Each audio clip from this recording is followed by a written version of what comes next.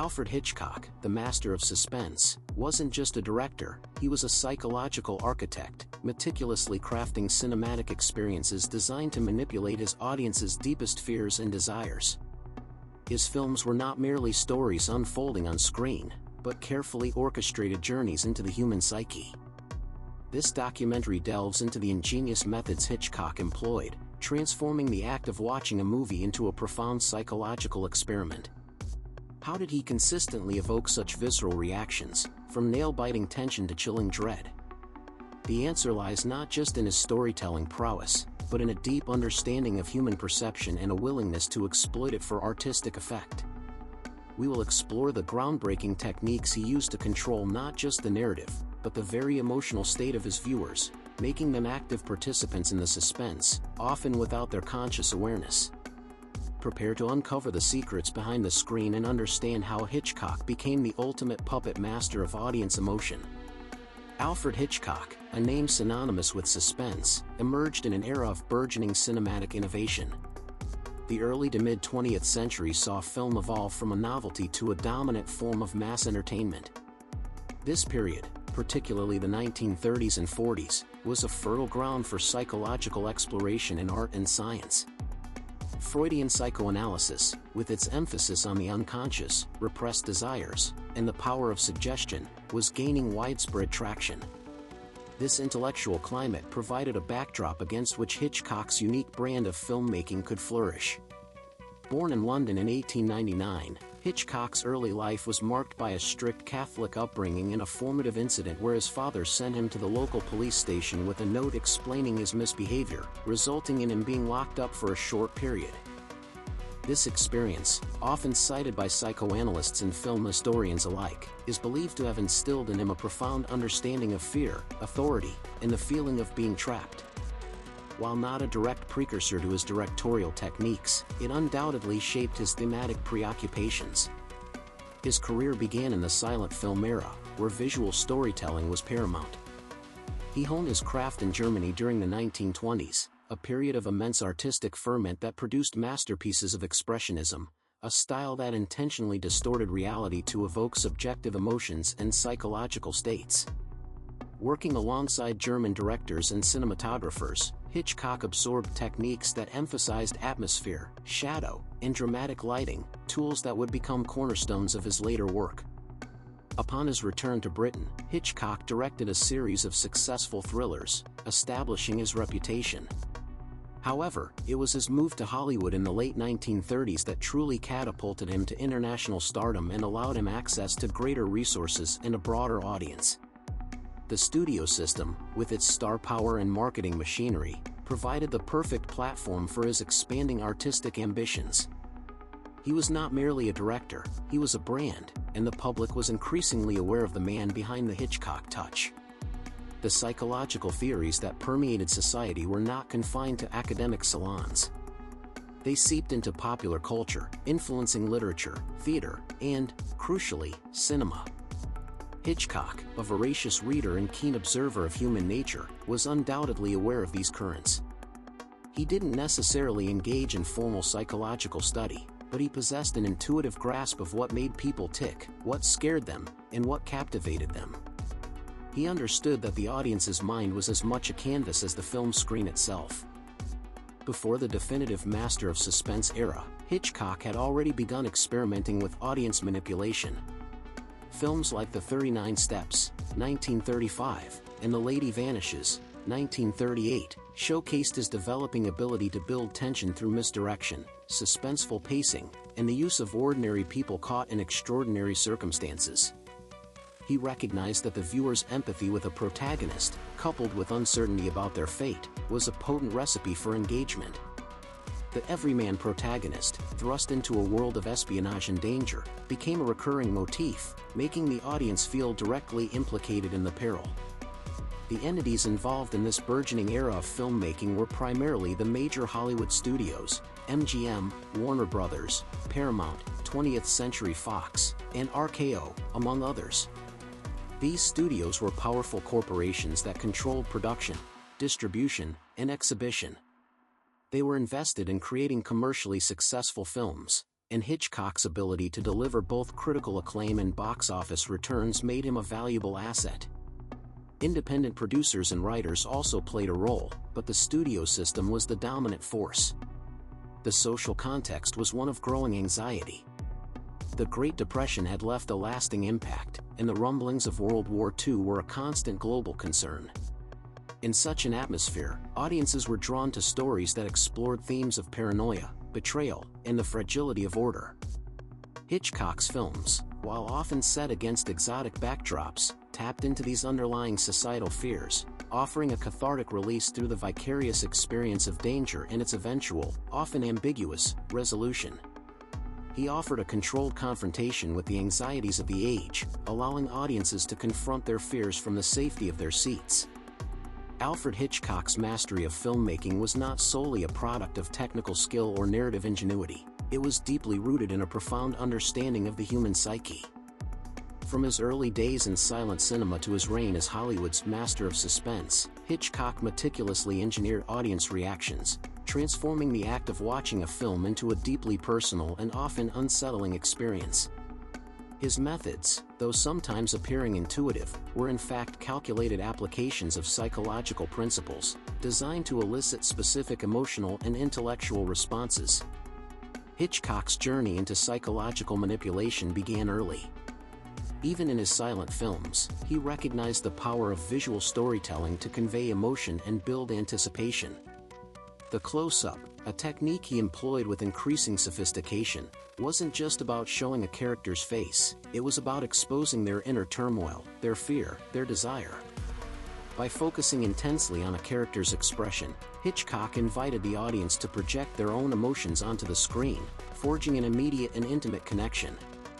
This was a nascent form of empathy building, a precursor to the more complex psychological games he would later play. A pivotal moment in Hitchcock's development was his exposure to Freudian psychoanalysis, which gained considerable traction in the intellectual circles of the early 20th century. While Hitchcock was not a trained psychoanalyst, he absorbed the core concepts of the unconscious mind, repressed desires, and the anxieties that manifest in everyday life. These ideas resonated with his own observations of human behavior and became fertile ground for his cinematic explorations. He understood that audiences brought their own psychological baggage to the cinema, and he skillfully exploited these pre-existing vulnerabilities. The concept of the double or doppelganger, a recurring motif in psychoanalytic theory, found a potent cinematic expression in Hitchcock's work. Films like Vertigo, 1958, famously delve into themes of obsession, identity, and the blurred lines between reality and illusion, largely through the character of Scotty Ferguson's fixation on Madeline and Judy. This fascination with mirroring and distorted identity tapped into primal fears of losing oneself, of being consumed by another's desires or projections. Hitchcock understood that the audience's own sense of self could be destabilized, making them more susceptible to his narrative manipulations. Misdirection, a cornerstone of Hitchcock's technique, was not simply a plot device, it was a psychological gambit. He would meticulously construct scenes to lead the audience to expect one outcome, only to deliver another. This often involved the strategic withholding of information, creating suspense through what the audience didn't know. The famous bomb under the table analogy perfectly encapsulates this principle. Showing the bomb, and the audience knowing about it, creates far more tension than simply having it explode unexpectedly. Hitchcock understood that the anticipation of danger, the sustained period of unease, was often more powerful than the danger itself. This played on the audience's desire for resolution while simultaneously prolonging their anxiety. Hitchcock's use of suspense was also intrinsically linked to the concept of voyeurism. He frequently placed his camera in positions that mimicked the gaze of a hidden observer, inviting the audience to become complicit in watching private or dangerous moments. This voyeuristic impulse is a fundamental aspect of human psychology, and Hitchcock amplified it, making the audience feel like they were peering into the forbidden.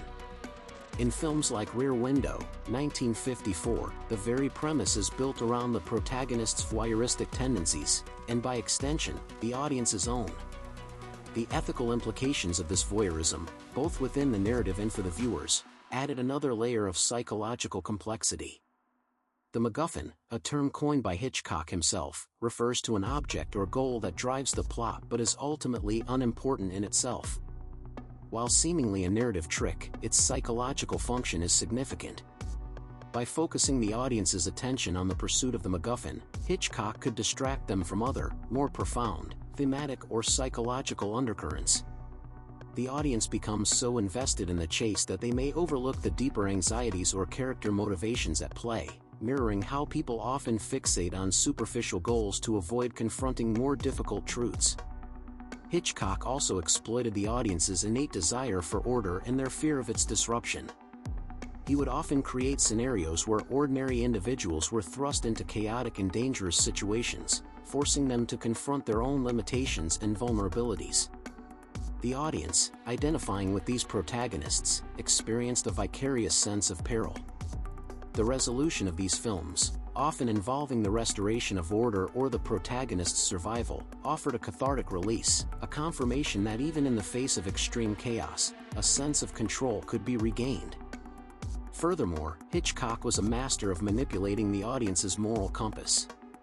He often presented characters who were morally ambiguous, flawed, or even villainous, yet he would guide the audience to empathize with them, or at least understand their motivations. This challenged the audience's own moral judgments and forced them to confront the darker aspects of human nature, both in the characters and potentially within themselves. The sympathetic portrayal of characters like Bruno Anthony in Strangers on a Train, 1951, despite his heinous actions, is a prime example of this psychological complexity. The development of sound technology in cinema provided Hitchcock with even more potent tools for psychological manipulation. Sound effects could be used to amplify fear, create unease, or signal danger, often before it was visually apparent. Bernard Herrmann's iconic scores, in particular, were not mere background music, they were integral to shaping the emotional landscape of Hitchcock's films, ratcheting up tension, signaling dread, and manipulating the audience's feelings in real time. The shrieking violins in Psycho, 1960, are indelibly linked to the terror of the shower scene, a testament to the power of sound to evoke visceral fear. Hitchcock's understanding of visual cues extended to color and composition. While his early films were in black and white, he utilized contrast, shadow, and light to create mood and emphasize psychological states. As color cinema emerged, he continued to employ color strategically, using it to enhance atmosphere and subtly communicate thematic elements. The recurring use of specific colors, or the deliberate absence of others, contributed to the overall psychological impact of his films. The audience's expectation of genre conventions also played into Hitchcock's hands. He understood the established tropes of thrillers and mysteries, and he would either adhere to them to build familiarity and comfort, or deliberately subvert them to create shock and surprise. By playing with these expectations, he could both satisfy and destabilize the audience, keeping them on edge and constantly guessing. Ultimately, Alfred Hitchcock's genius lay in his ability to see cinema not just as a medium for storytelling, but as a sophisticated psychological laboratory. He understood that the darkened theater was a space where the boundaries between self and screen could blur, where primal fears could be explored, and where the audience's own minds could become active participants in the unfolding drama. His enduring legacy is a testament to his unparalleled skill in controlling, captivating, and profoundly affecting his audiences, transforming them into willing subjects in his masterful psychological experiments. Alfred Hitchcock's mastery over audience perception was not merely about crafting suspenseful plots, it was a deliberate, intricate manipulation of the human psyche. The implication of his techniques is profound. Cinema, in his hands, transcended passive entertainment to become an active psychological engagement. He demonstrated that a filmmaker could precisely engineer emotional responses, guiding viewers through a labyrinth of fear, empathy, and moral questioning. This matters because it redefined the potential of cinematic storytelling, proving that films could be potent tools for exploring the darker, more complex aspects of human nature, not just through narrative but through the very mechanics of perception. One significant implication of Hitchcock's methods is the exploration of audience complicity. By making viewers identify with or even root for morally compromised characters, as seen with Bruno Anthony in Strangers on a Train, Hitchcock blurred the lines between observer and participant. This challenged the audience's own ethical frameworks, forcing introspection about their capacity for darker impulses. The controversy here lies in the ethical implications of such manipulation. Critics might argue that deliberately fostering empathy for villains can desensitize audiences or normalize undesirable behaviors. However, a counter-perspective highlights that this very discomfort is what makes Hitchcock's work so enduringly relevant, prompting vital discussions about morality and the human condition. The strategic use of sound, particularly Bernard Herrmann's scores, further amplifies the significance of Hitchcock's psychological control. The iconic shrieking violins in Psycho are not just music, they are a direct assault on the audience's nervous system, inducing a visceral, almost primal fear. This illustrates that sound design and music can bypass rational thought, directly tapping into subconscious emotional responses. The implication is that filmmakers possess the power to shape visceral reactions in ways that visual storytelling alone cannot achieve. This raises questions about the responsibility of filmmakers in wielding such potent emotional tools, and whether the intensity of these reactions can be overwhelming or even damaging. Hitchcock's understanding of visual language, from chiaroscuro lighting to strategic color palettes, also contributed to this psychological architecture. The interplay of light and shadow wasn't merely aesthetic, it mirrored the internal states of his characters and amplified the audience's sense of unease and anticipation. This demonstrates that visual composition is not just about what is seen, but how it is seen, and how that perception is imbued with emotional weight. The implication is that every visual choice, no matter how subtle, can be a psychological cue. While this technique is widely lauded for its artistry, some might argue that an over-reliance on such cues can lead to predictable patterns or a sense of being overly directed, potentially diminishing the audience's sense of discovery. Finally, Hitchcock's manipulation of genre expectations adds another layer to his psychological prowess.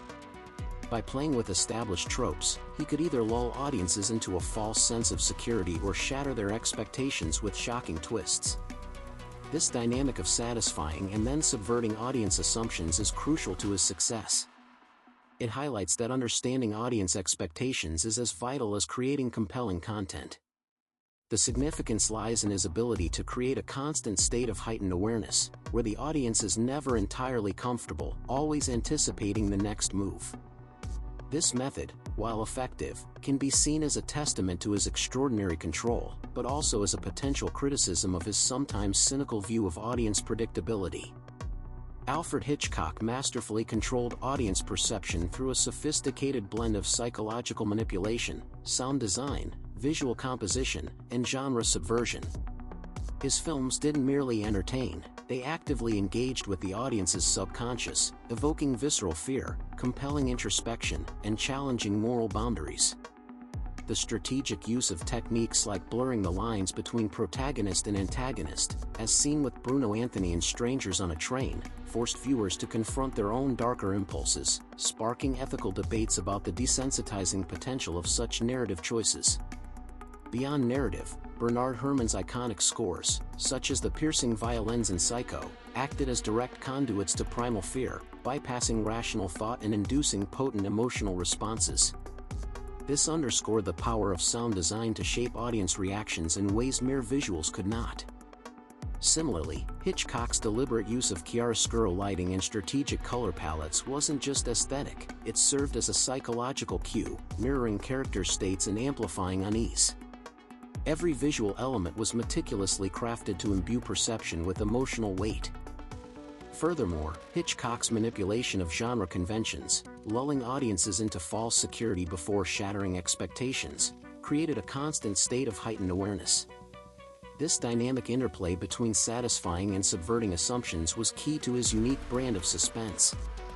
The enduring legacy of Hitchcock's work lies in this profound understanding of the human psyche, demonstrating that cinema, in his hands, was not just an art form but a powerful instrument for psychological exploration. His impact continues to resonate, reminding us of the filmmaker's capacity to orchestrate our deepest emotional and intellectual responses, a testament to his unparalleled control over the cinematic experience.